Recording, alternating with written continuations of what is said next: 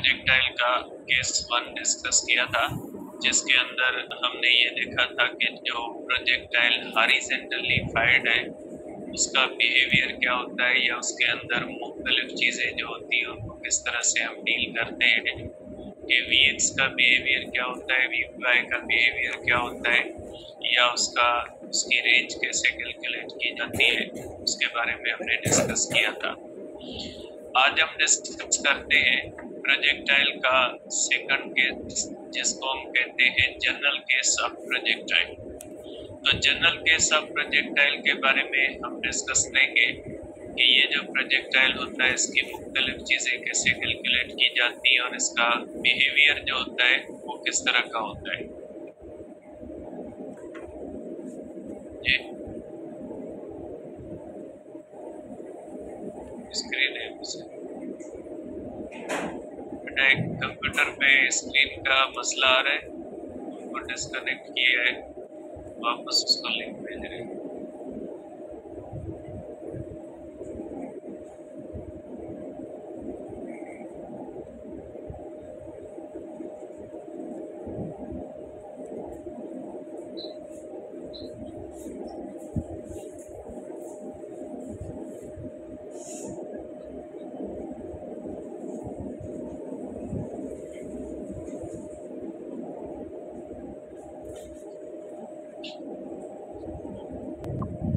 देखिए बेटा, general case of projectile हम डिस्कस करते हैं।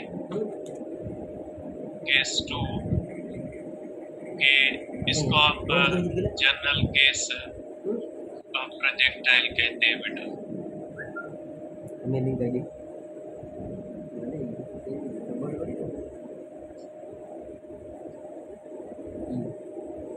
ठीक है बेटा, ये होता है जनरल केस ऑफ प्रोजेक्टाइल बेटा।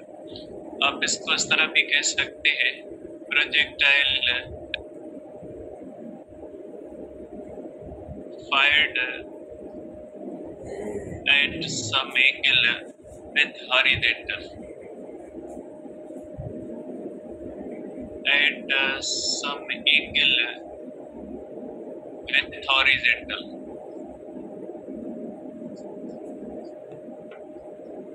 ठीक है, ऐसा प्रोजेक्टाइल जो सम एंगल पे इस तरह से थ्रो किया गया है, फायर किया गया है, तो ऐसे प्रोजेक्टाइल को हम कहते हैं कि ये जनरल केस ऑफ प्रोजेक्टाइल। आप इसको इस तरह से देख सकते हैं बेटा, कि सपोज करें इस तरह से हमारे पास वाई एक्सिस है, क्योंकि प्रोजेक्टाइल की मोशन को डील करते हुए हम मोशन इन प्लेन कंसीडर करते हैं बेटा। ये हमारे पास एक्स एक्सिस है। अब ये प्रोजेक्टाइल जब इस तरह से हम फायर करते हैं तो इस प्रोजेक्टाइल का बिहेवियर ये होता है। ये प्रोजेक्टाइल ऐसे जो जाता है, इस प्रोजेक्टाइल के अंदर इसको जनरल केस हम कहते हैं। ये देखिए, ये इसकी इनिशियल एंगल है, ठीक है, इनिशियल एंगल है, और ये इसकी जो है वो फाइनल एंगल है जब ये गिरता है, ठीक है। और इसके अंदर सबसे बुनियादी बात ये होती है कि इस प्रोजेक्टाइल के बारे में हम ये कहते हैं कि ये जिस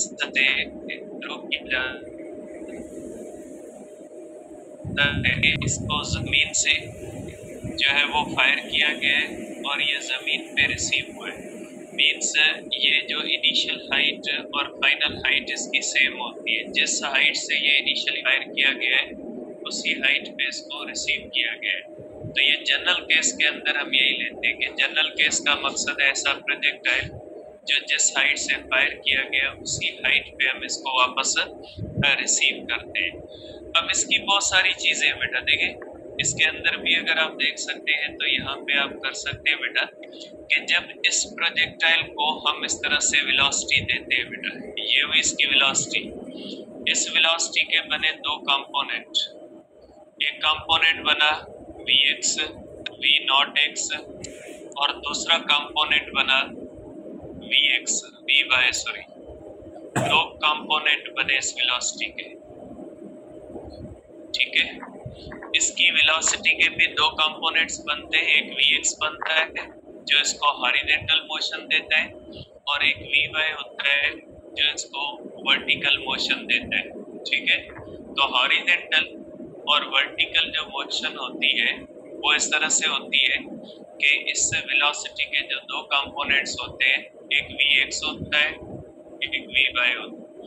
vx इसको हॉरिजॉन्टल मोशन देने का जिम्मेदार है, vy इस प्रोजेक्टाइल को वर्टिकल मोशन देने का जिम्मेदार है। ठीक है, अब इसके अंदर भी वही सेम बिहेवियर है कि vx जो होता है वो कांस्टेंट रहता है, यूनिफॉर्म रहता है, बाकी vy जो होता है वो वक्त के साथ टाइम के साथ चेंज होता रहता है। ठीक है, और वो लीनियरली बेटा, क्योंकि उसके अंदर ऊपर जाते हुए डिसेलरेशन होगी, नीचे आते हुए एक्सेलरेशन होगी, लेकिन वो होगा लीनियर, क्योंकि डिसेलरेशन भी लीनियर होगी और एक्सेलरेशन भी लीनियर होगी। लीनियर का मकसद है यूनिफॉर्म होगी, एक जैसी होगी, स्ट्रेट लाइन इसका भी जो है वो ग्राफ बनेगा। आप इसको इस तरह से देख सकते हैं बेटा। ठीक है, तो ये हो गया बेटा हमारे पास दोनों कंपोनेंट्स। अब दूसरी बात बेटा, ये जिस एंगल से थ्रो किया जाता है उसी एंगल पे ये वापस गिरता है। अगर आप 30 डिग्री से, अगर आप इसको 30 डिग्री से थ्रो करोगे तो ये 30 डिग्री पे ही फॉल करेगा।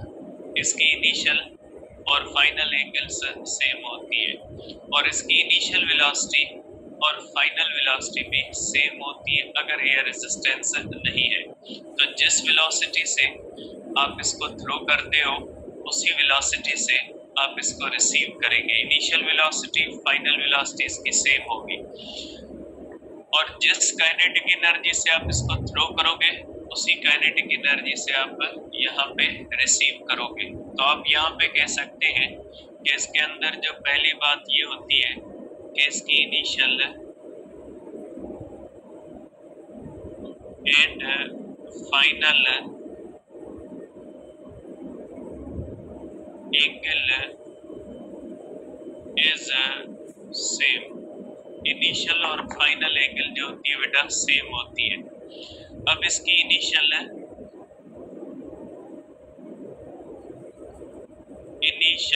And final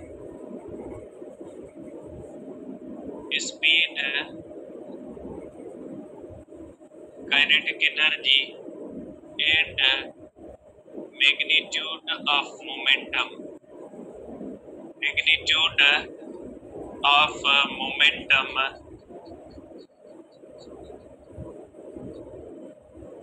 is same. ये भी सेम होता है बेटा। मोमेंटम का डायरेक्शन चेंज होता है, यहाँ पे मोमेंटम का डायरेक्शन ये होता है, यहाँ पे मोमेंटम का डायरेक्शन ये होता है। तो मोमेंटम का जो डायरेक्शन होता है वो चेंज होता है, बाकी जितना मोमेंटम इनिशियल पोजीशन पे होता है उतना ही मोमेंटम जो होता है वो फाइनल पोजीशन पे होता है। दोनों कंडीशंस में जो मोमेंटम होता है वो सेम रहता है। ठीक है, तो आप कह सकते हैं कि initial and final speed, kinetic energy and magnitude of momentum जो होता है वो सेम रहता है। ठीक है, तो आप इसको इस तरह से देखेंगे बेटा। अब ये जब बेटा इस तरह से प्रोजेक्टाइल ऊपर की तरफ जाता है, जब ये प्रोजेक्टाइल इस तरह से ऊपर की तरफ जा रहा होता है तो भी आप देख सकते हैं कि बेटा यहाँ पे ये होगा हमारे पास Vx और ये हो जाएगा हमारे पास Vy। ठीक है, अब ग्रेविटी क्या करेगी बेटा? ग्रेविटी जो होती है इस तरह से इसके ऊपर एक्ट करेगी बेटा।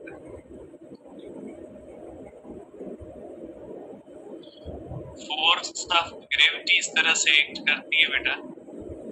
ये फोर्स ऑफ ग्रेविटी और Vy एक दूसरे से पैरेलल है बेटा। ठीक है, पैरेलल का मतलब है लाइन ऑफ एक्शन सेम हो बेटा। पैरेलल 0 या 180 सेंस नहीं होता, ये पुरानी चीजें पैरेलल है, पैरेलल है चीजों से बाहर आए।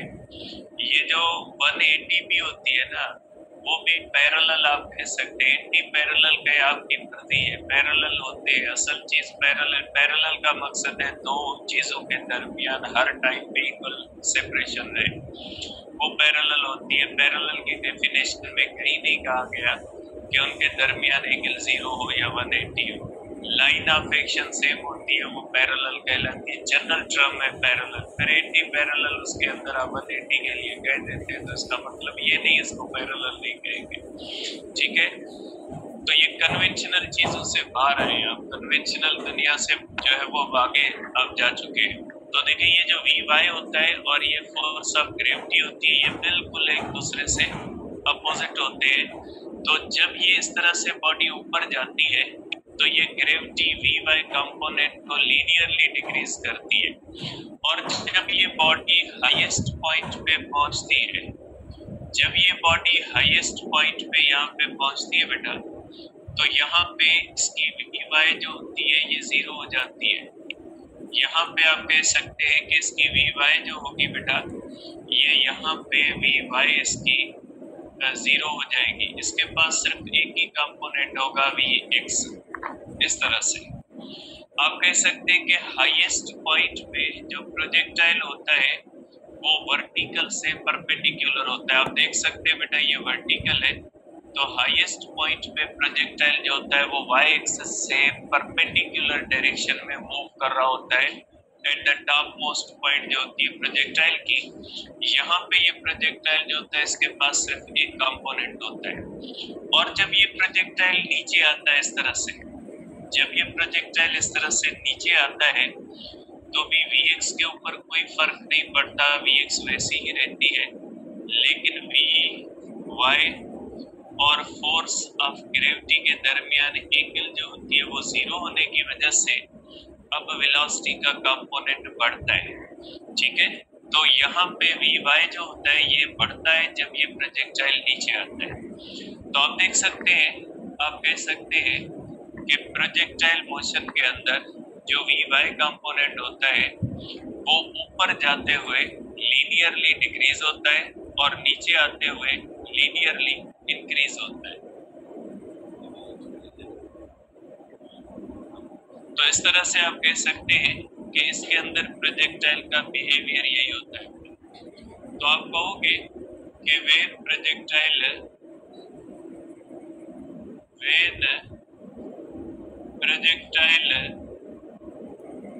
moves upward,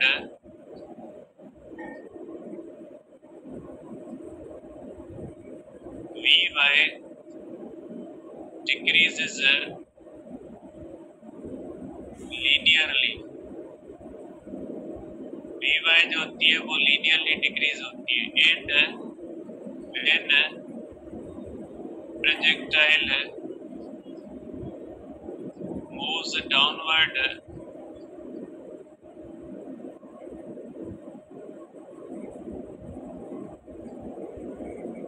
Vy increases linearly।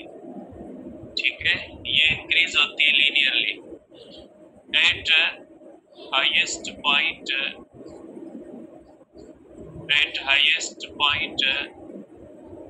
Vy is equal to 0 and projectile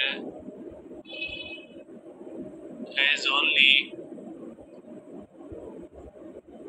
one component of velocity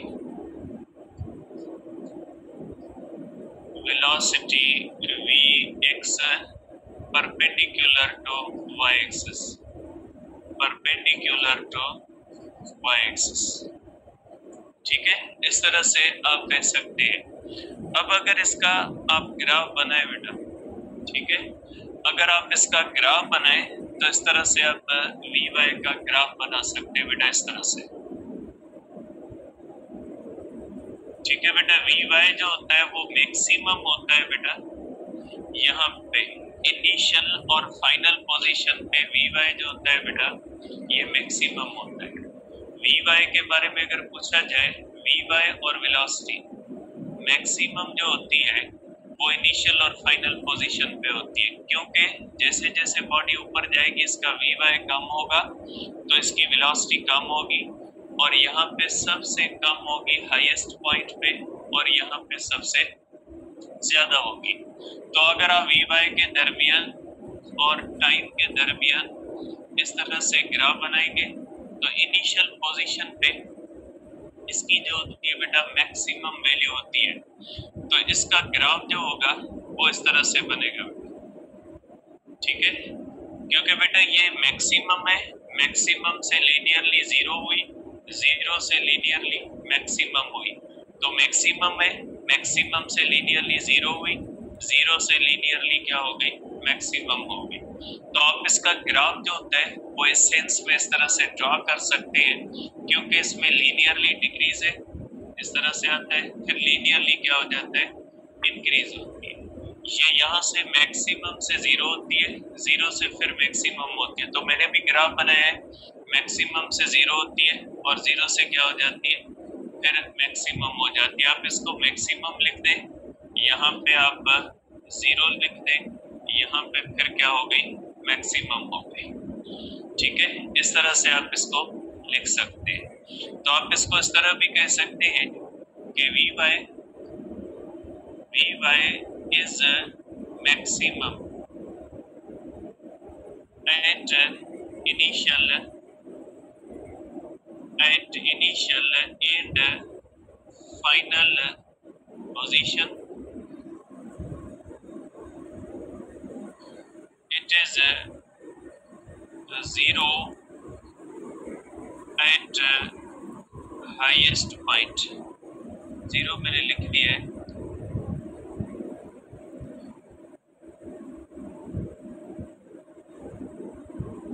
It is minimum at highest point बेटा। ये हाईएस्ट पॉइंट पे क्या होती है बेटा, मिनिमम होती है। तो वी वाई जो होती है बेटा वो कंटिन्यूसली इसके अंदर, लीनियरली इसके अंदर चेंज आती है। अगर एयर रेजिस्टेंस भी मौजूद है तो भी ऐसे ही होगा, लेकिन एयर रेजिस्टेंस को हमारे केस के अंदर हम जीरो कंसीडर कर रहे हैं बेटा, ठीक है। तो ये वी वाई हो गया। अब आते हैं वेलोसिटी के ऊपर बेटा। अब ये जो प्रोजेक्टाइल की वेलोसिटी होती है इसके दो कंपोनेंट होते हैं बेटा। तो अगर आप इसको किसी भी जगह पे जो है वो कैलकुलेट करने की कोशिश करोगे तो आप इस तरह से कैलकुलेट करोगे बेटा, वेलोसिटी ऑफ प्रोजेक्टाइल बेटा, वेलोसिटी ऑफ प्रोजेक्टाइल बेटा, ठीक है। अब velocity of the projectile at initial point बेटा, एट इनिशियल या फाइनल पोजीशन बेटा, इनिशियल या फाइनल पोजीशन पे ये होती है बेटा, is equal to under radical, इस तरह से आप कर सकते हैं बेटा, क्योंकि वेलोसिटी के दो कंपोनेंट होते हैं, is equal to V X plus होता है वी वाई। कंपोनेंट्स की सूरत में वेक्टर सेंस में ऐसे ही लिखोगे, लेकिन अगर आप इसका मैग्नीट्यूड निकालोगे तो आप इस तरह से निकालोगे, क्योंकि दो कंपोनेंट्स हैं, मैग्नीट्यूड आप इस तरह से लोगे बेटा, V X square plus V Y square. और एट हाईएस्ट पॉइंट अगर आप देखोगे, एट हाईएस्ट पॉइंट ये वी वाई होता है is equal to zero, therefore velocity is only one component V X बेटा, और इसका मैग्नीट्यूड भी ऐसे ही हो जाएगा, is equal to V X square plus zero is equal to under radical V X square is equal to V X. तो velocity का मैग्नीट्यूड भी किसके बराबर हो जाएगा, ये हो जाएगा वी एक्स के बराबर। तो आप कह सकते हैं कि वेलोसिटी, क्योंकि वेलोसिटी के दोनों कंपोनेंट्स हैं, वी वाई कंटिन्यूसली चेंज हो रहा है, जब ऊपर प्रोजेक्टाइल जाता है तो वी वाई डिक्रीज होता है, क्योंकि ग्रेविटी उसको डिक्रीज करती है, ग्रेविटी के और उसके दरमियान एंगल 180 होती है, इसलिए ग्रेविटी उसको कम कर देती है। जब वो नीचे आता है तो उसके वी वाई के दरमियान और ग्रेविटी के दरमियान एंगल 0 डिग्री होती है, तो वो उसको बढ़ाती है तो लीनियरली डिक्रीज आती है, लीनियरली इंक्रीज आती है, लेकिन वेलोसिटी के अंदर तो दोनों कंपोनेंट्स कंसीडर होते हैं। इसलिए आप कहेंगे कि जिस तरह से वी वाई जो होती है वो कंटिन्यूसली डिक्रीज हो रही होती है, इसी तरह से प्रोजेक्टाइल के अंदर जो वेलोसिटी होती है ना, टोटल वेलोसिटी जो होती है वो कंटिन्यूसली डिक्रीज हो रही होती है। तो आप कह सकते हैं कि total velocity decreases as projectile moves upward and increases as projectile moves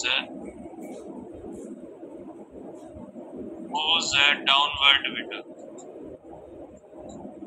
ठीक है। It is it is minimum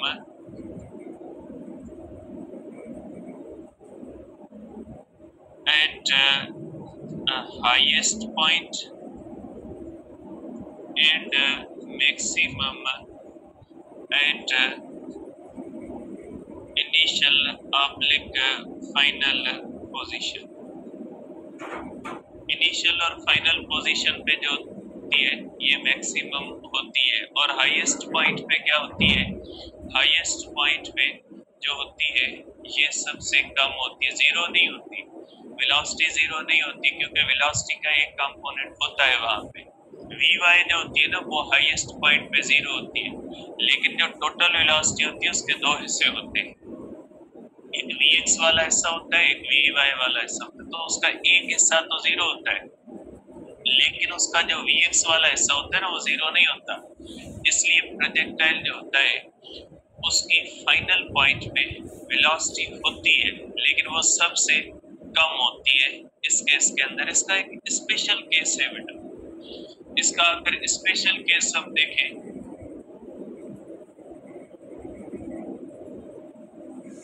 इसका एक स्पेशल अगर केस देखें कि अगर प्रोजेक्टाइल को 45 डिग्री पे थ्रो किया जाता है, ठीक है बेटा, इस वेलोसिटी का एक स्पेशल केस है। अगर प्रोजेक्टाइल को 45 डिग्री पे थ्रो किया जाता है, तो आपको पता है बेटा कि अगर कोई भी प्रोजेक्टाइल 45 पे थ्रो किया जाता है बेटा, इस तरह से 45 डिग्री पे थ्रो किया जाता है इस तरह से, ठीक है। तो आपको पता है 45 डिग्री पे Vx और Vy बराबर होते हैं। 45 पे वेक्टर के दोनों कंपोनेंट्स Vx कंपोनेंट और Vy कंपोनेंट दोनों बराबर होते हैं।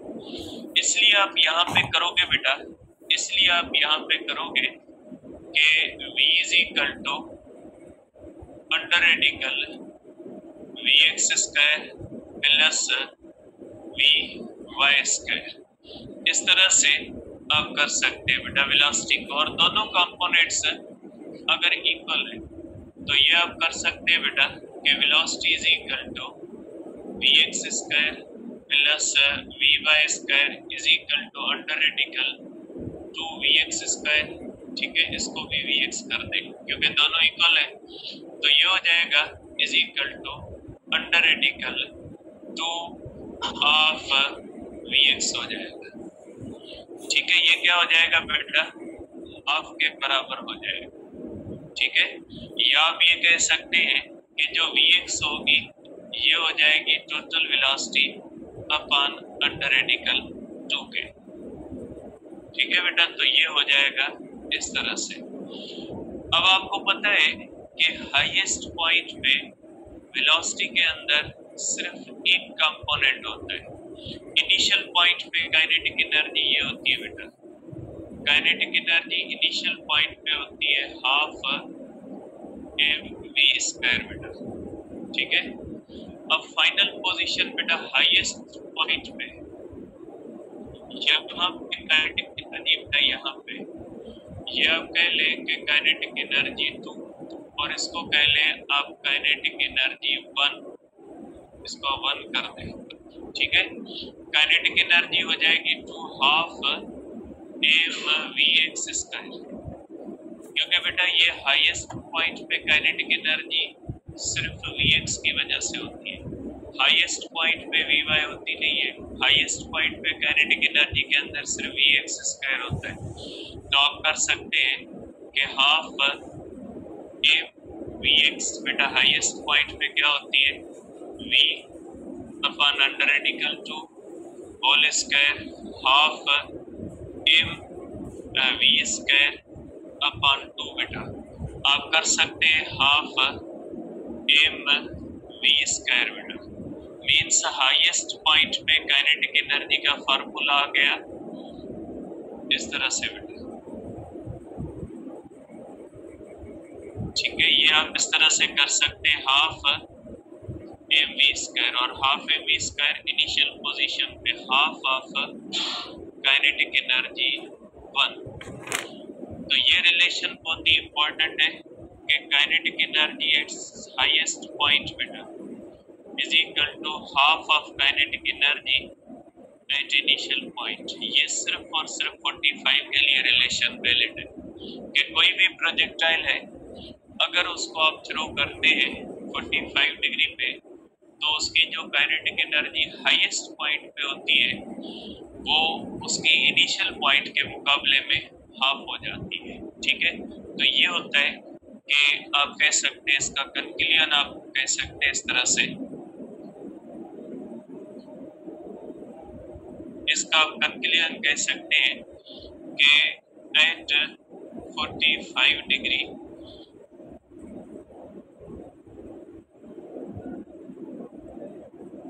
if a projectile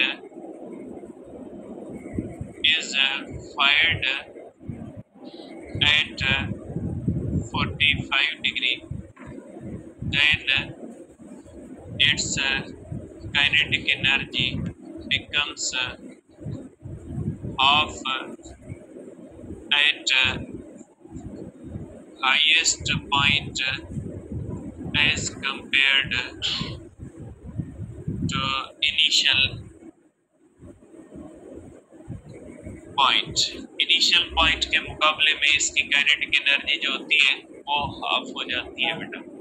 ठीक है, तो ये हो गई बेटा कुछ बेसिक्स थी जो इस केस के बारे में आपके माइंड में होनी चाहिए थी कि इस केस के अंदर कौन कौन सी चीजें होती है। तो ये हुआ बेटा जनरल केस। जनरल केस को आप देख सकते हैं कि ये इस तरह से जो प्रोजेक्टाइल होता है इसकी मुख्तलिफ चीजें इस तरह से होती है बेटा। केस के अंदर वेलोसिटी यूनिफॉर्म नहीं रहती, Vy यूनिफॉर्म नहीं रहता, सिर्फ और सिर्फ Vx यूनिफॉर्म रहता है। और Vx भी इसीलिए यूनिफॉर्म रहता है क्योंकि जो एंगल होती है, ठीक है, जो एंगल होती है ना बिटवीन जो है वो Vy और वेलोसिटी जो होती है, वेलोसिटी के और उसके दरमियान तो एंगल चेंज होती रहती है, लेकिन Vy और उसके दरमियान एंगल हमेशा 0 या 180 होती है। तो Vy कंटिन्यूसली डिक्रीज हो रहा होता है, इसलिए V भी कंटिन्यूसली डिक्रीज और इंक्रीज हो रही होती है। ठीक है, तो ये इसकी बेसिक्स हुई बेटा। अब हम इसके करते हैं फार्मूला कैलकुलेट कि इसका जो होता है बेटा time to reach maximum height क्या होता है बेटा। अब इसकी मुख्तलिफ कैलकुलेशंस करते हैं बेटा कि time to reach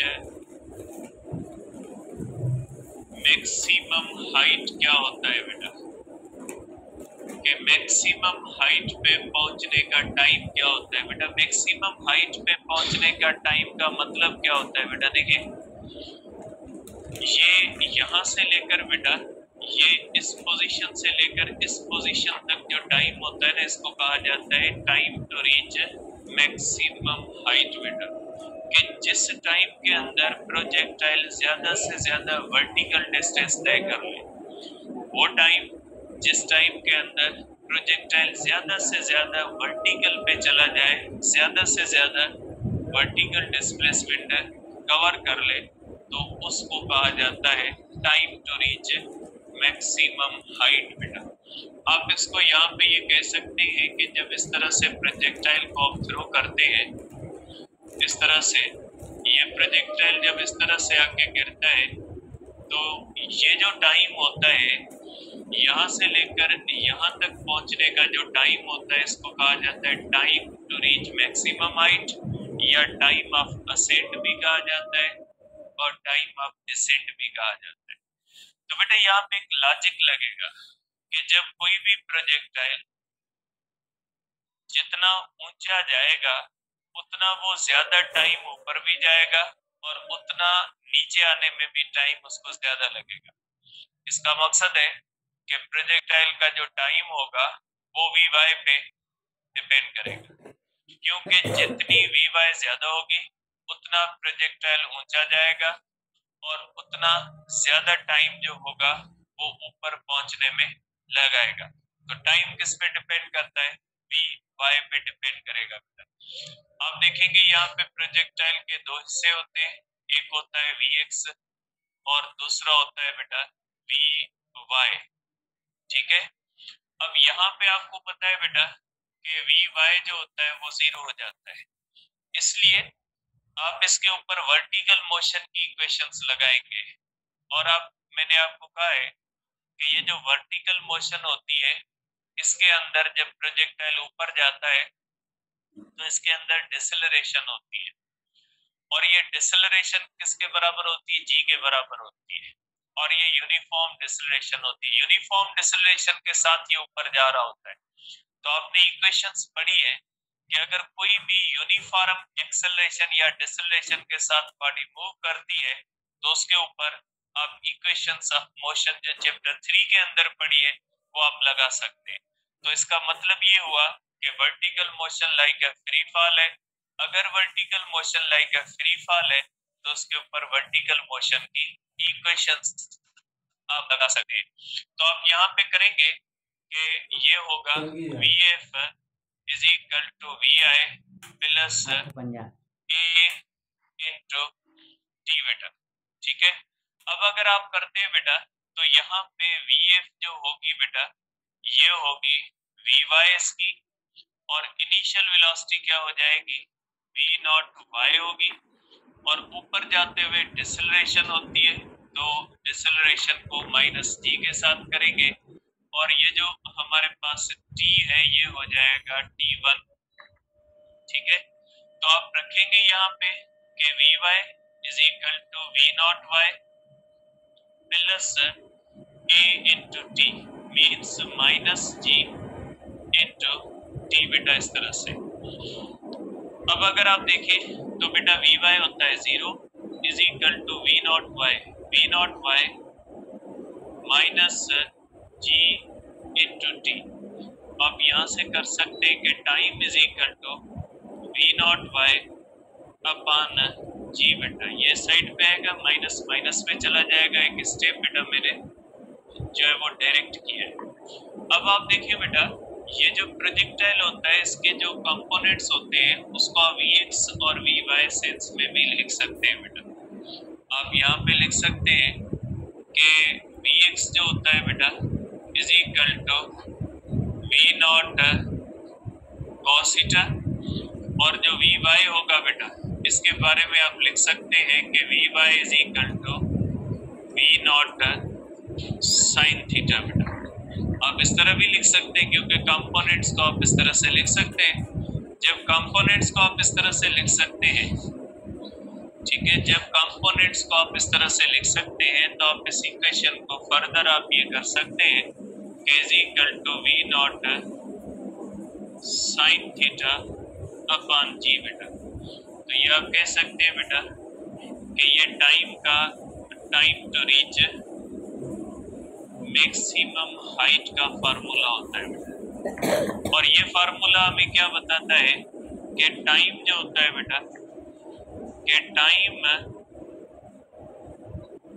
is independent of mass of projectile बेटा, and depends upon V Y बेटा। ठीक है, वी वाई या वी, ठीक है बेटा, इनिशियल वेलोसिटी या एंगल बेटा। ठीक है, ये इन चीजों पे डिपेंड करता है बेटा। ये जो होता है बेटा प्रोजेक्टाइल का टाइम पीरियड है, इंडिपेंडेंट मास का होता है। इसका क्या मतलब बेटा? इसका मतलब ये एक 5 किलोग्राम का प्रोजेक्टाइल है, एक 10 किलोग्राम का प्रोजेक्टाइल, दोनों को सेम स्पीड से सेम एंगल पे थ्रो करोगे, दोनों का टाइम सेम होगा। और आपको वैसे भी पता है इंक्लाइंड प्लेन पे भी मास से इंडिपेंडेंट चीजें आ रही थी, फ्री फॉल के मास से इंडिपेंडेंट आ रही, प्रोजेक्टाइल के अंदर भी चीजें मास इंडिपेंडेंट आ रही। क्यों आ रही है? बुनियादी रीजन एक ही है, फ्री फॉल के अंदर भी ग्रेविटी एक्ट करती है, इंक्लाइंड प्लेन पे भी ग्रेविटी एक्ट कर रही, वेट के कंपोनेंट की वजह से मसला हो रहा था, और प्रोजेक्टाइल के अंदर भी ओनली ग्रेविटी एक्ट कर रही होती है। और जो मोशन ग्रेविटी की वजह से हो रही होती है, जिसके अंदर ग्रेविटी इन्वॉल्व है, जिसको ग्रेविटी होल्ड कर रही है, डोमिनेंट है जिसके ऊपर, वो चीजें मास से इंडिपेंडेंट होती है। ठीक है, तो इसलिए आप यहाँ पे भी देख सकते हैं कि यहाँ पे भी ग्रेविटी इन्वॉल्व है, इंक्लाइंड प्लेन में भी ग्रेविटी इन्वॉल्व है, फ्री फॉल के अंदर भी ग्रेविटी है, जिसमें ओनली ग्रेविटी होती है ना, उस मोशन के अंदर जो होती है ना, वो मोशन इंडिपेंडेंट ऑफ मास होती है। तो आपको पता है कि जो भी चीज under the action of gravity होती है, उसके अंदर जो चीजें होती है वो इंडिपेंडेंट ऑफ मास होती है। यहाँ पे भी आप देख लें इंडिपेंडेंट ऑफ मास है बेटा। अब दूसरा होता है बेटा टोटल टाइम होता है बेटा। इसके अंदर हम करते हैं टाइम। अब इसके अंदर एक और बात भी ध्यान में रखिएगा, टाइम ऑफ डिसेंट होता है बेटा, इसको मैं अलग लिख लेता हूँ, T2 होता है बेटा। देखिए टाइम ऑफ डिसेंट का क्या मतलब होता है बेटा, यहाँ से लेकर यहाँ तक गिरने का जो टाइम होता है इसको T2 कहा जाता है, और यहाँ से लेकर यहाँ तक ये T1 है। इस केस के अंदर बेटा, ये सिर्फ इस केस के लिए, इस केस के अंदर जितना टाइम ऊपर के लिए जाएगा उतना टाइम नीचे के लिए होगा। आप कह सकते हैं कि in this case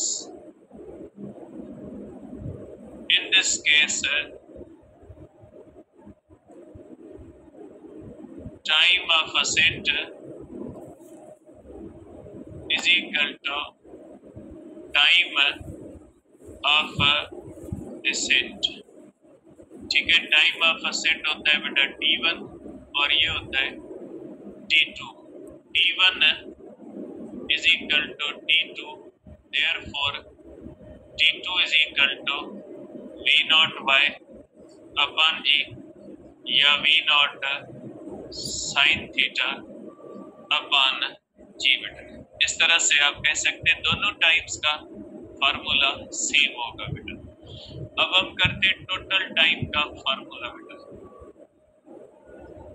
total time, जिसको टाइम ऑफ फ्लाइट भी कहा जाता है या time to remain in air भी कहा जाता है, कैपिटल T करते हैं बेटा इसके अंदर।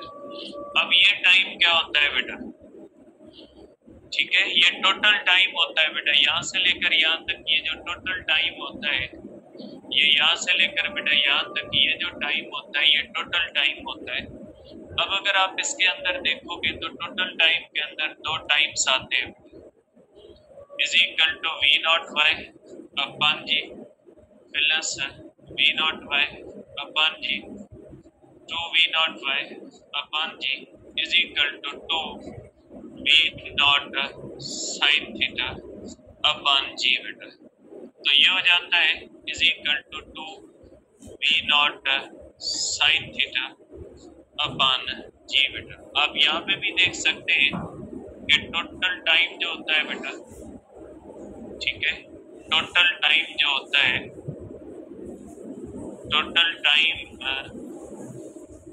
Is also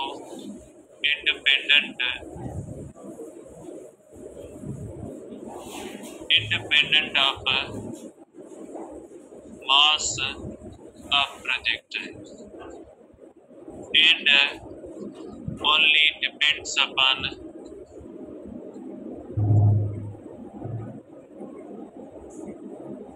V, Y or V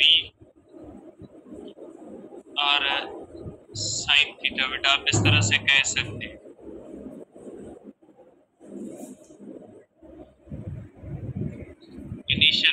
velocity and angle बेटा। अब इसके बारे में भी कह सकते हैं कि सेम चीजों पे डिपेंड करता है टाइम ऑफ फ्लाइट बेटा। ठीक है, अब आगे फार्मूले इंशाल्लाह कल करेंगे। तो ये इंशाल्लाह आपका प्रोजेक्टाइल कल कंप्लीट हो जाएगा। उसके बाद यूनिफॉर्म सर्कुलर मोशन एग्जाम के बाद डिस्कस करेंगे। ठीक है, तो ये हो गया बेटा आपका प्रोजेक्टाइल का। सिर्फ आज हमने टाइम कैलकुलेट किया है, बाकी ये चीजें इंशाल्लाह इंटरवल